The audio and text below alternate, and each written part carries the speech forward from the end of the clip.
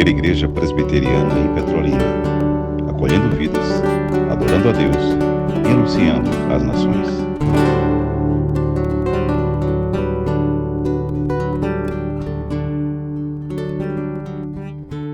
Abramos a Escritura Sagrada, povo de Deus.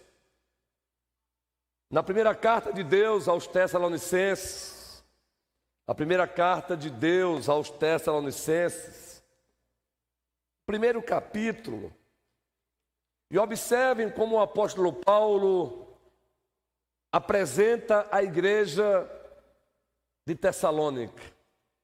Observe como o apóstolo Paulo descreve aquela igreja. Poderíamos ler aqui todo o capítulo, queremos no primeiro momento ler apenas o versículo 7. A primeira carta de Deus aos Tessalonicenses, versículo 7. Nos versículos anteriores, o apóstolo Paulo se encontra descrevendo as qualidades da igreja. É assim que ele faz. Do primeiro versículo até o versículo 6, encontramos o apóstolo Paulo descrevendo as virtudes daquela igreja. E depois que ele descreve as virtudes, as qualidades daquela igreja, ele ousa dizer o seguinte: é como se ele dissesse assim: essas virtudes, essas qualidades de vocês transformaram vocês em igreja modelo. Vejam o texto: de sorte que vos tornastes o modelo para todos os crentes na Macedônia e na Acaia. Deus seja louvado. Vamos repetir, do primeiro versículo ao versículo 6, e você conhece o texto. Tarefa para casa antes de dormir. Você vai encontrar Paulo descrevendo, citando Neusamar. É um prazer tê-la aqui. Citando as qualidades da igreja. Suas virtudes, Thaís.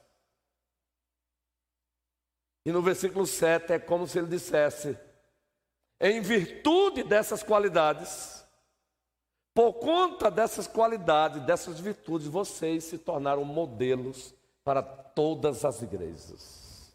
Vocês se tornaram modelos. Ah, como é bom! Como eu imagino o quanto a igreja não se alegrou em ouvir a leitura dessa carta quando a carta chegou. A carta chegou. O liturgo, o docente, o episcopo, o presidente ali, que era chamado assim também, leu a carta do apóstolo Paulo. Eu imagino que a igreja ficou cheia de alegria quando chegou nessa parte também. Vocês se tornaram modelos para todas as igrejas. Conversávamos em casa há pouco com os nossos preciosos hóspedes, a Elcio, Keline, Guilherme Felipe e Yasmin, ovelhas que foram pastoreadas por nós por mais de 12 anos, moram em Cabo de Santo Agostinho, vieram nos visitar, conhecer também a primeira, e conversávamos sobre isso, como por um bom tempo, a igreja lá, ela se tornou isso naturalmente, modelo para as outras igrejas. Como é bom isso, não é? As pessoas procuravam a igreja, perguntavam o que estava acontecendo, o que estavam fazendo, porque a igreja estava, na linguagem dos jovens, numa vibe diferente. E a resposta é Deus, Deus, Deus e Deus. Mas é claro, também compromisso dos seus membros. Compromisso dos seus membros. E estávamos lá relembrando os bons tempos, os velhos tempos. Ora, baseado nesse texto, é que o nosso tema, o nosso sermão temático, tem este tema: compromissos de uma igreja que prevalece e se torna irresistível. Compromissos de uma igreja que prevalece e se torna irresistível. Esse tema, na verdade, eu tive a satisfação de adaptar, porque é o título de um livro. Igrejas que prevalecem. É claro que os pontos do sermão não são literalmente extraídos do tema, senão subsídios. Mas o tema sim, uma adaptação. O livro tem como título, Igrejas que Prevalecem. E aí, pegando carona com outro livro que tem como título Igrejas Irresistíveis, fizemos uma junção.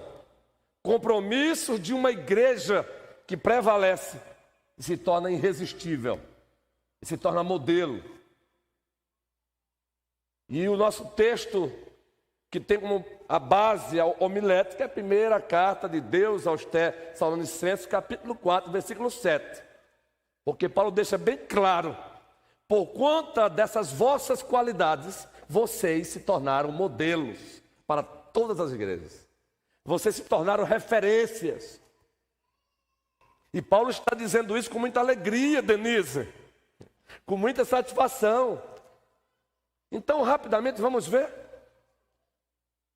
São muitos, vamos apenas destacar aqui alguns desses compromissos de uma igreja que prevalece, de uma igreja local que prevalece, se torna também irresistível. Quem a visita não quer mais deixá-la de visitar. Quem se faz presente, presente continua estando. Já dissemos que o sermão é temático. E sermão temático também tem lugar. Primeiro compromisso de uma igreja que prevalece. E ela se torna irresistível. Juan, vamos lá então? Compromisso com Deus e sua identidade. Compromisso com Deus e sua identidade. Como assim? Pois não basta alguém dizer que serve a Deus, pronunciar esse título, Deus é título, pois existem conceitos equivocados de Deus. Por isso, o primeiro compromisso de uma igreja que prevalece é compromisso com Deus e sua identidade. Ela tem compromisso com Ele, inegociável, mas ela tem compromisso com o Deus verdadeiro. Por isso, compromisso com Deus e sua identidade. Não é qualquer Deus. Não é um Deus que nós modelamos, que nós inventamos, que nós manipulamos. Não é um Deus que se adequa a nós, que se molda a nós. Nós nos moldamos a Ele. Então, Êxodo capítulo 3, os versículos 14 e 15. O segundo livro da Bíblia, Êxodo, capítulo 3, versículo 15. Compromisso com Deus e sua identidade. Ora, estamos vivendo tempos difíceis, quando vocábulos como Deus é usado com muita frequência.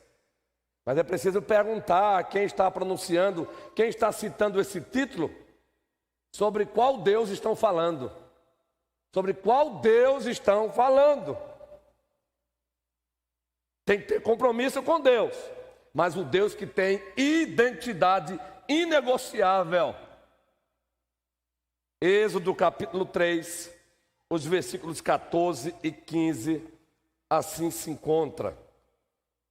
Ele se manifesta a Moisés, e nos versículos 14 e 15 se encontra ali projetado.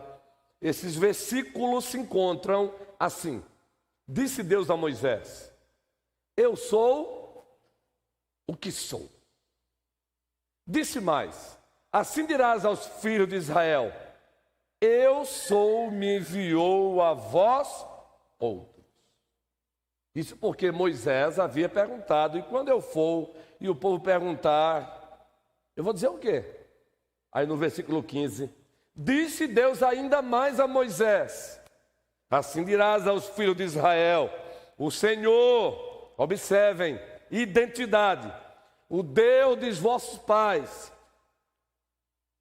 O Senhor, o Deus de vossos pais, o Deus de Abraão, o Deus de Isaac, isso é identidade, e o Deus de Jacó me enviou a vós outros. Este é o meu nome eternamente, e assim serei lembrado de geração em geração.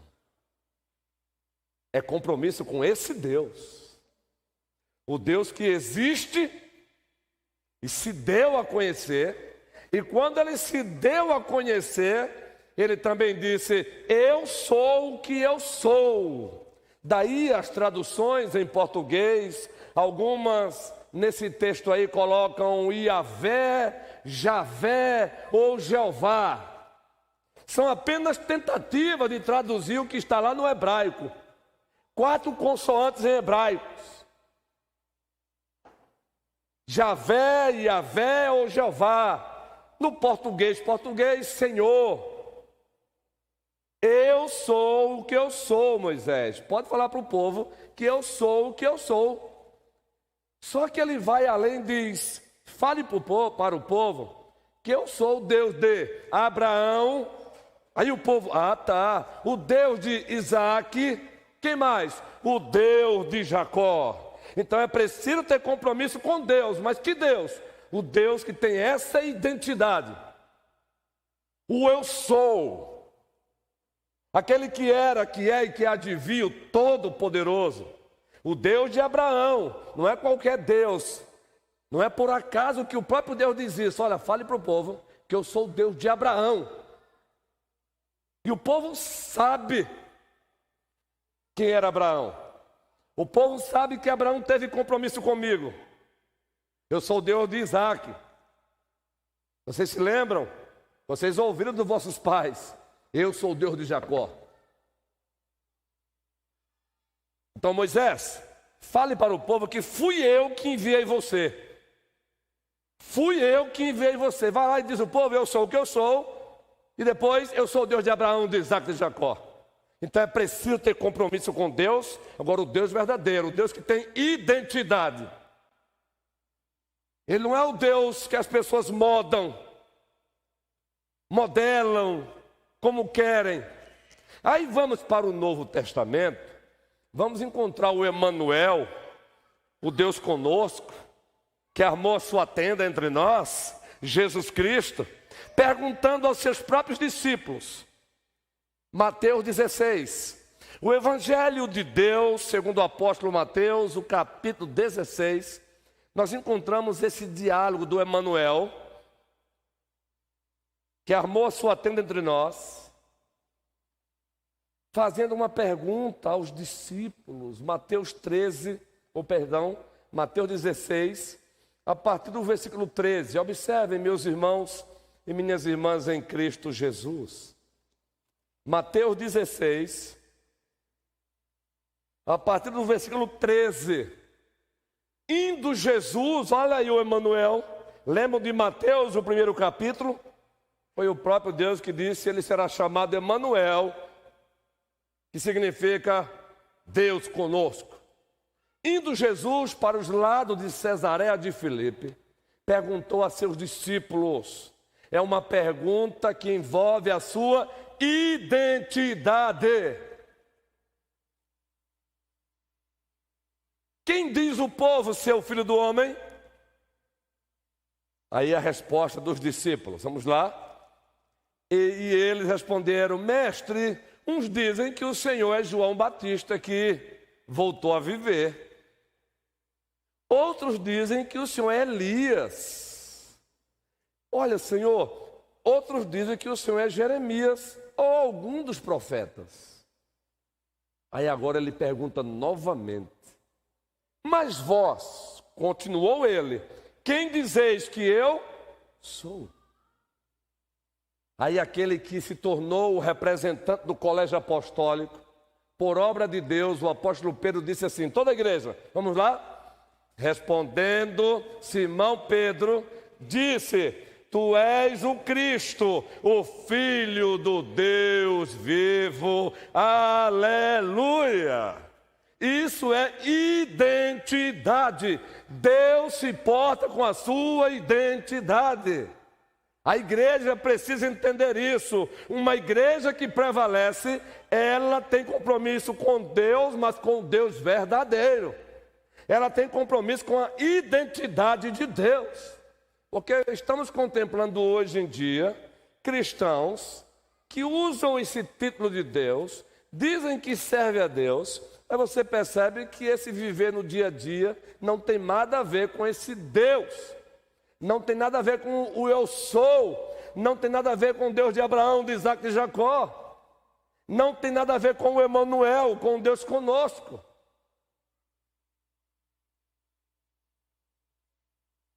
Entenderam? Isso foi tão maravilhoso que Cristo disse assim, versículo 17. Então Jesus lhe afirmou, bem-aventurado és, Simão. Sabe o que significa? Não tem bênção maior do que essa. Tu és um homem abençoado. A palavra bem-aventurada vai para além de ser feliz. E se é feliz porque recebeu a principal bênção. O que ele está dizendo é, Simão, tu és um homem abençoado.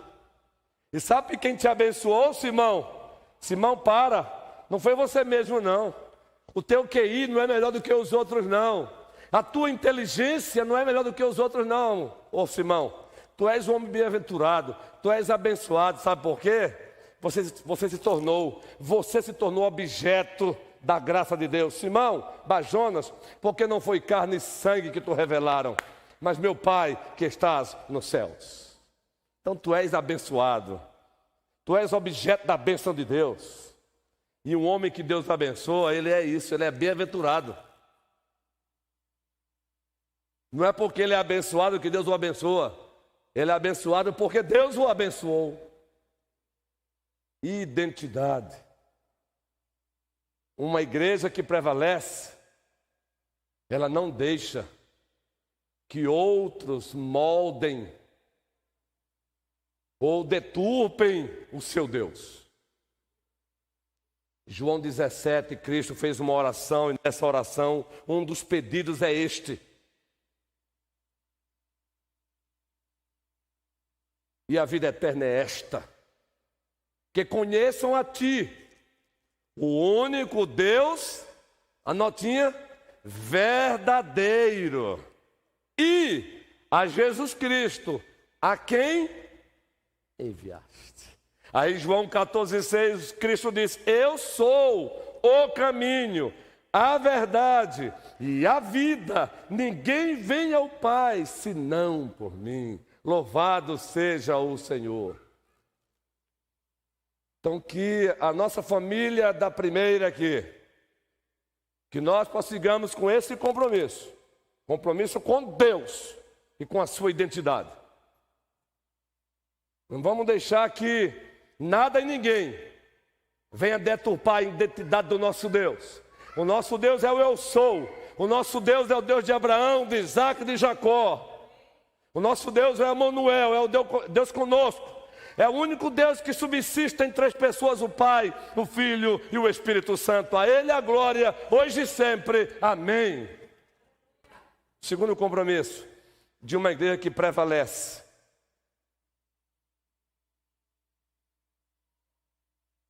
Segundo compromisso. Compromisso com a palavra dele. Conteúdo e prática. Conteúdo e obediência. E agora também virou moda as pessoas dizerem que servem a Deus, mas não leem a palavra de Deus. Servem a Deus, mas não conhecem a palavra de Deus. Pensem que incoerência. Pensem que cinismo nosso muitas vezes. Ter compromisso com Deus e sua identidade significa ter compromisso com a palavra dele, ter compromisso com esse livro, a Bíblia Sagrada, seu conteúdo e praticar. A segunda carta pastoral de Timóteo, capítulo 3, a partir do versículo 14, sonoplastia abençoada. Toda a igreja, vamos lá, juntinhos. Tu, porém, Permanece naquilo que aprendeste e de que foste inteirado, sabendo de quem o aprendeste. O texto prossegue. E que desde a infância sabes as sagradas letras, que podem tornar-te sábio para a salvação pela fé em Cristo Jesus. Sagradas letras, e o texto prossegue. Toda a Escritura é inspirada por Deus. E o que mais, povo? E útil para o ensino, para a repreensão, para a correção, para a educação na justiça. A fim de quê? A fim de que o homem de Deus seja perfeito e perfeitamente habilitado para toda boa obra. Uma igreja que tem compromisso com a palavra de Deus, seu conteúdo e prática, essa igreja prevalece. Ela vai prevalecer sempre. Sempre, sempre, sempre. Iríamos citar também aqui a segunda carta de Pedro, que fala sobre a Escritura também, mas não vamos citar não. Vamos apenas agora para Tiago 1:22. Tiago 1:22, anote na sua Bíblia aí, mais uma referência. 2 Pedro, primeiro capítulo, lá também Pedro fala sobre a Escritura. Mas queremos ir para o texto de Tiago 1:22, que fala da prática. Tiago 1:22, palavra de Deus, toda a igreja, tornai-vos praticantes da palavra, enganando-vos a vós mesmos. E o texto prossegue, o 23, porque se alguém é ouvinte da palavra e não, assemelha-se ao homem que contempla no espelho o seu rosto natural. O que acontece depois? Pois a si mesmo se contempla e se retira, e para logo se esquece de como era a sua aparência. Muito mais quando o assunto é o espelho naquela época, hein? A referência de espelho naquela época não era uma referência tão boa como hoje. Muito mais naquela época. Mas aquele que considera atentamente na lei perfeita, lei da liberdade, e nela persevera, não sendo ouvinte negligente, mas operoso, mais uma vez a palavrinha, praticante, esse será bem-aventurado no que realizar. Agora observem, a última parte. Esse será bem-aventurado no que realizar. Já veio na sua mente aí algum salmo? Esse será bem-aventurado no que realizar. Lembrou do salmo? Salmo 1. Bem-aventurado do homem que não anda segundo. E o que mais? No caminho dos pecadores. E nem na roda dos escarnecedores. Antes o seu prazer está na lei, e na sua lei medita de dia. Ele será como árvore junto a ribeiros cujas folhas, mas tem um fruto antes, né? A qual dá o seu fruto no devido tempo, cujas folhas não, e tudo quanto fizer prosperará. Louvado seja o Senhor. Aí depois vai falar do ímpio, mas deixa o ímpio para depois.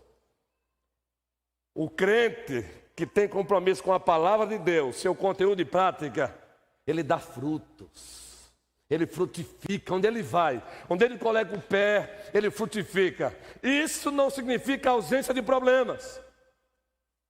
Ele frutifica no deserto, ele é verde no deserto, ele é verde quando ele está nos montes, ele é verde quando ele está nos vales, ele é verde em todo o tempo.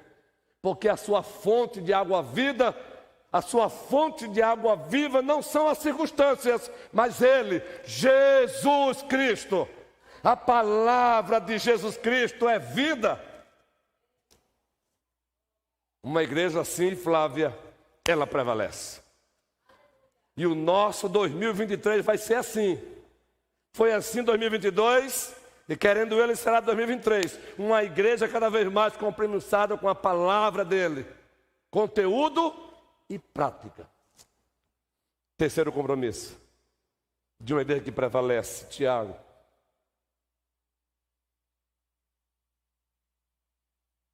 Wendel. Jaqueline. Compromisso com a igreja. Sua identidade e natureza. compromisso com a igreja local, sua identidade e natureza. Porque também virou moda agora, em pleno século XXI, pessoas dizerem que caminham com Deus, que conhecem a Deus, mas não querem papo com a família de Deus. Essas pessoas têm respaldo aonde para isso? Nenhum. Não existe isso. Compromisso com Deus é compromisso também com a igreja dele, o povo dele, a família dele. 1 Pedro, capítulo 2, versículo 9, esse texto aqui a igreja cita sem precisar abrir a Bíblia.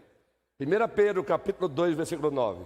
Toda a igreja, vamos lá, para que as pessoas que estão nos acompanhando através das mídias consigam ouvir a própria igreja. Ei, eu sei que o estômago já está fazendo um barulho. Mas vamos lá, não só a minha voz, não tenha vergonha. Quem disse que presbiteriano não é um povo vibrante, é porque ou não entendeu ainda o que é o presbiterianismo, ou é um presbiterianismo deturpado. 1 Pedro, toda a igreja.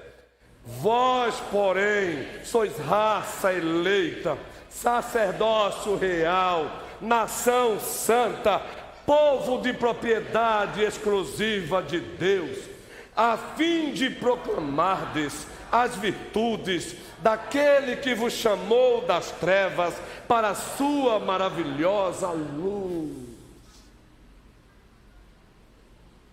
Está aí a identidade da igreja, a natureza da igreja, só numa parte do versículo. A igreja, ela é o povo de Deus, ela é a família de Deus. Efésios 2,19. Vejam que texto lindo. Carta de Deus aos Efésios, capítulo 2, versículo 19. Toda a igreja, mais uma vez, uma igreja contagiante, uma igreja que prevalece, ela gera impacto também na hora do culto. O visitante chega e ele vê uma igreja toda participando, toda envolvida, toda engajada. Quando o liturgo diz amém, a igreja toda diz amém. É assim que tem que ser. E não um diz amém lá no banco, o outro diz bem baixinho aqui. Não. Toda a igreja diz amém. Tem que ser assim. Se já foi assim em 2022, aguardem, porque já começou sendo assim em 2023. Vamos lá juntos? Paulo diz: assim já não sois estrangeiros e peregrinos, mas concidadãos dos santos, e sois... É baseado nessa última parte, pegando carona com outros colegas pastores, com outras igrejas, baseado nesse texto que nós temos afirmado aqui com frequência. A igreja já conhece. Somos uma igreja para frequentar, muito mais uma família para pertencer. Compromisso com a igreja, sua identidade e natureza. Precisamos relembrar quem somos. Quando a igreja se esquece quem ela é, ela passa a fazer muitas vezes 1001 coisas que não tem nada a ver com a sua identidade, que não tem nada a ver com a sua natureza. Então precisamos tomar cuidado. O que ela faz tem que estar de acordo com a sua identidade, com a nossa natureza. A igreja não é um clube social, quando seus membros frequentam quando querem, quando se sentirem bem, a hora que querem, e pensam que não precisa dar satisfação. Não precisa dar satisfação se você quer ir na minha casa ou não, mas na casa dele você precisa sim dar satisfação a ele e a liderança que ele levantou, e a igreja que é feita dos seus irmãos e das suas irmãs. O seu 2023 vai ser diferente.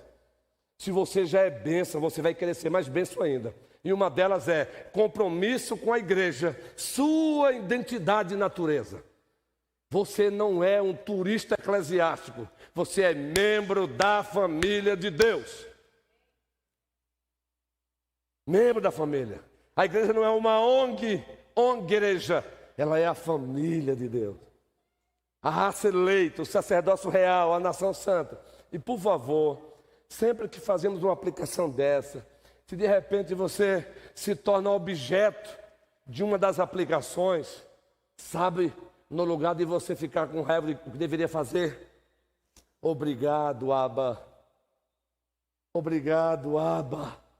Abba, Pai.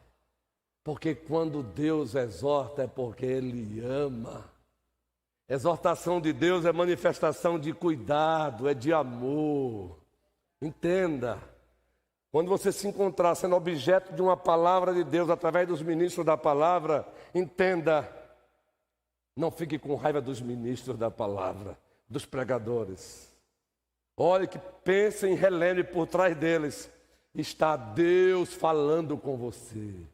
Está o Pai Nosso dizendo: você é meu, eu não abro mão de você. Eu quero ver você com compromisso com a igreja, eu não abro mão.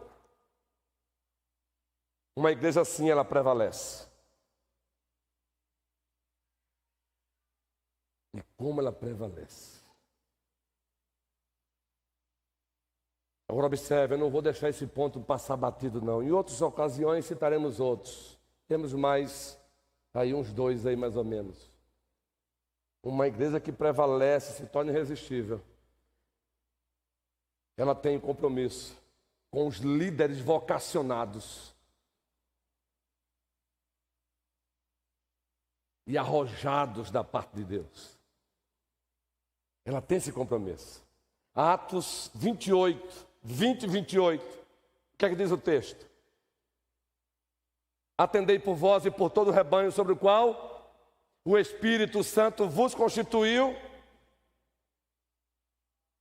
para pastoreares a igreja, a qual ele comprou com seu próprio sangue. Uma igreja que prevalece. Ela não olha para os seus pastores, ela não olha para os seus presbíteros, ela não olha para os seus bispos, como se eles fossem menininho de recados, de qualquer coisa,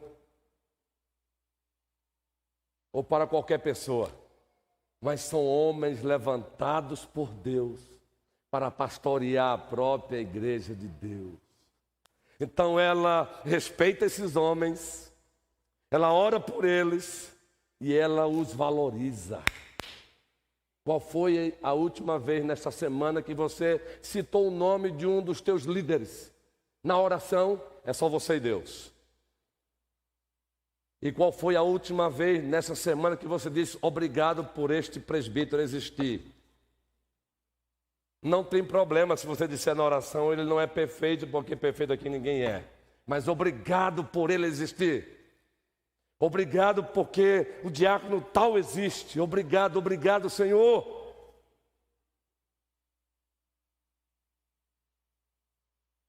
1 Pedro, capítulo 5. Observe que texto, gente. Uma igreja valoriza. Uma igreja que tem pastor valoriza. E aqui eu não estou fazendo um trabalho em prol de mim mesmo, não, mas do pastorado. O que tem de aventureiros por aí. Igreja que tem pastores, ela deveria cuidar,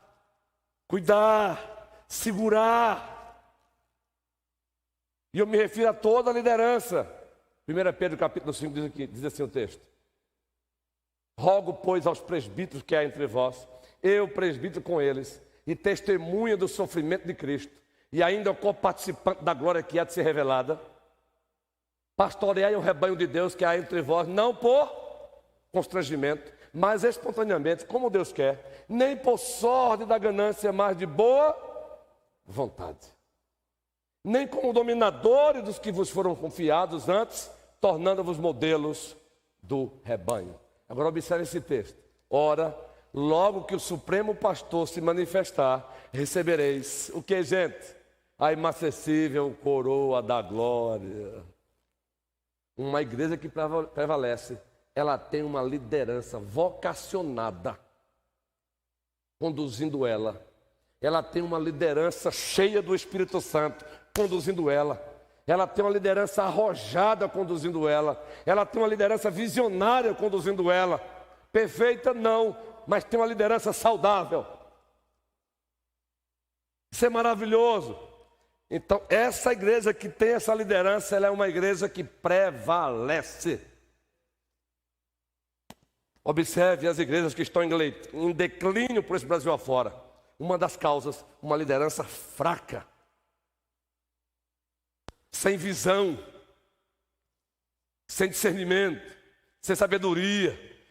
Essa palavrinha é usada do lado de lá, mas ela também não, ela pode ser usada aqui. Uma liderança que não é empreendedora, missiologicamente falando. Uma liderança que tem medo de correr risco, tem medo de colocar o pé fora. Agora observe os líderes arrojados. Observe os líderes vocacionados. Observe as igrejas onde eles estão pastoreando. Observe se não há diferença. Essas igrejas prevalecem. Faça uma estatística. Já existem estatísticas sobre isso. Lá na América do Norte, aqui no Brasil. As igrejas que estão prevalecendo, que estão vivas, que estão saudáveis, que estão caminhando, mesmo imperfeitas. E eles fazem o seguinte: o que tem feito a diferença? Uma delas, uma liderança forte no Senhor. Uma liderança arrojada no Senhor. Uma liderança cheia do Espírito Santo. Uma liderança vocacionada por Deus. Olhai por vós e por todo o rebanho, sobre o qual o Espírito Santo vos constituiu bispos. Precisamos tomar cuidado para não trazer expedientes lá de fora para a igreja. A eleição tem o seu lugar, mas a eleição não é vocação para presbítero. A eleição é reconhecimento da vocação. Não podemos transformar as eleições na casa do Senhor nos mesmos moldes aí do mundo. Um primeiro probleminha, não quero mais. Onde é que fica a vocação, o chamado, a vontade de Deus? Onde é que fica Deus? Onde é que fica Deus? Isso é para os pastores também. Que às vezes, tchau. Mas por quê? Qual a razão? Orou para isso? É da vontade de Deus? Entende, gente? Uma igreja que prevalece. Ela tem uma liderança forte. Ela valoriza os seus pastores, no plural. Ela valoriza os seus diáconos. Ela valoriza a liderança das sociedades internas.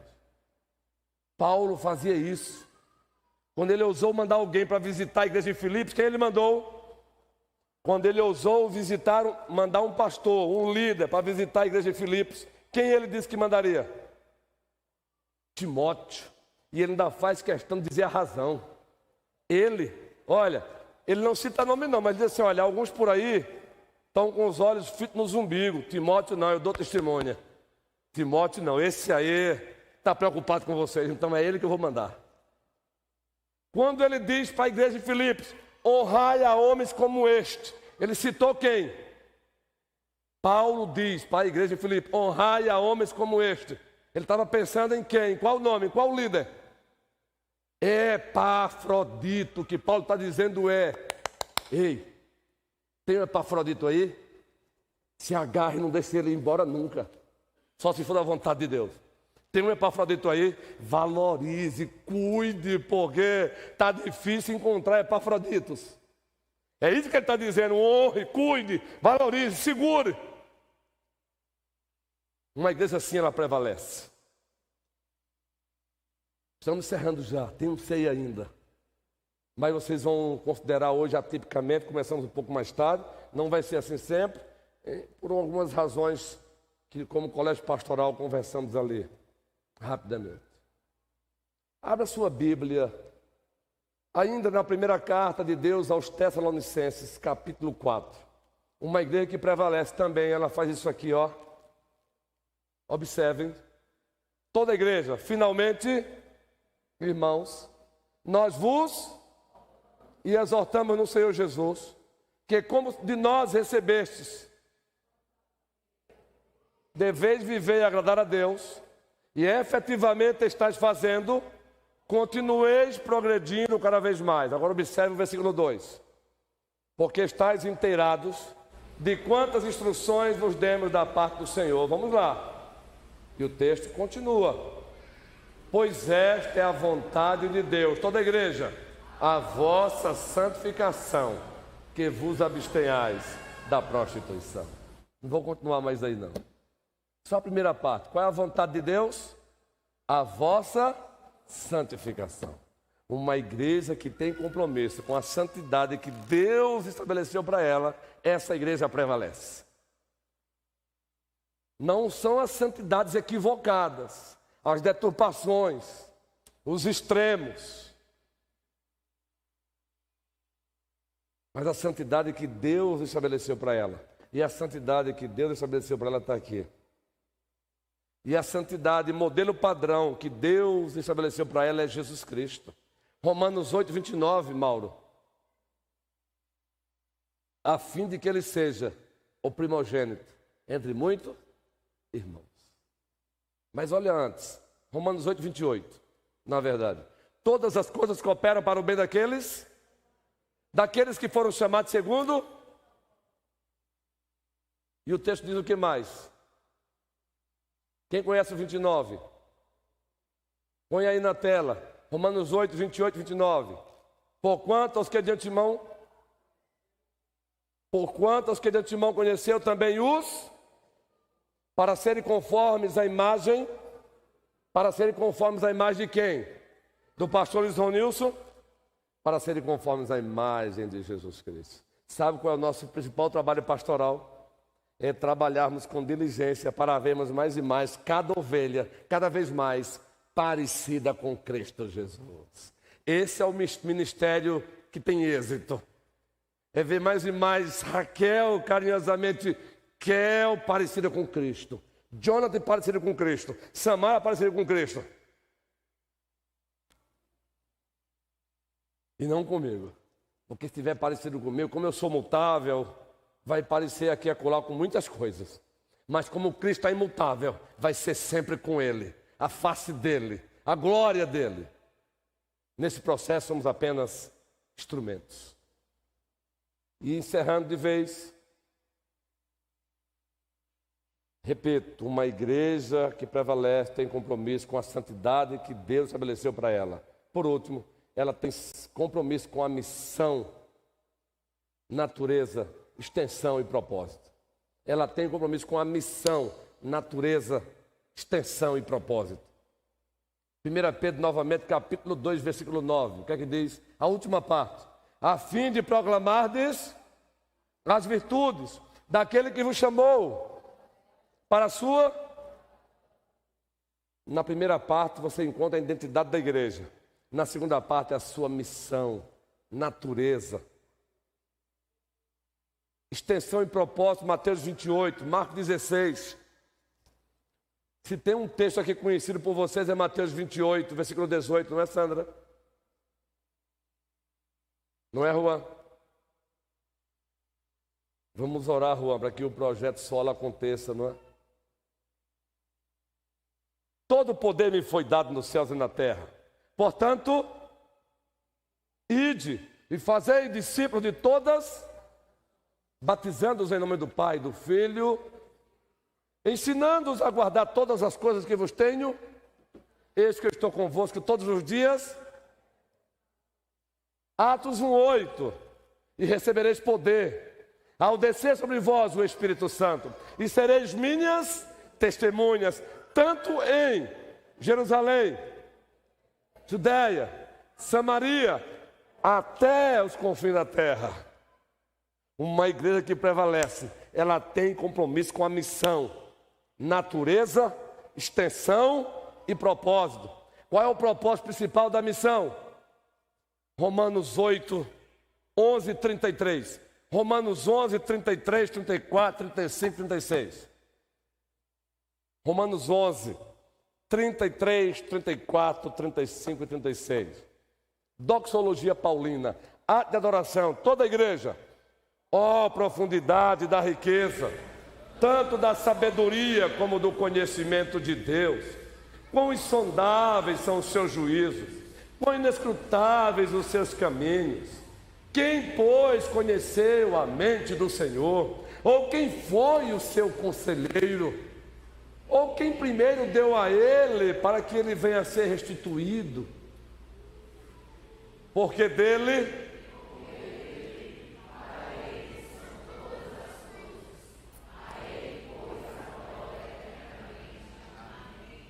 porque dele, por meio dele e para ele são todas as coisas. A ele a glória eternamente. Toda a igreja diz: amém. Uma igreja que prevalece, ela tem compromisso com a missão, sua natureza, extensão e propósito.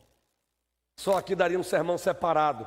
Missão da igreja, natureza, extensão e propósito. Veja que estamos aqui tentando usar um pouquinho do poder de síntese que Deus nos deu, porque cada ponto desse seria um sermão separado, temático, compromisso com a missão. Por isso estamos com o nosso projeto Zaqueu / Minha Cidade para Cristo. É a igreja nas ruas, nas praças e nas casas. E o nosso tema anual 2023, mais um discípulo.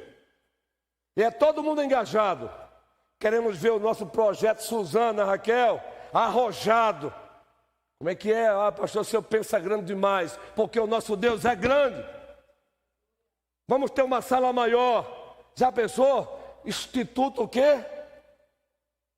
Suzana? Para a glória de Deus.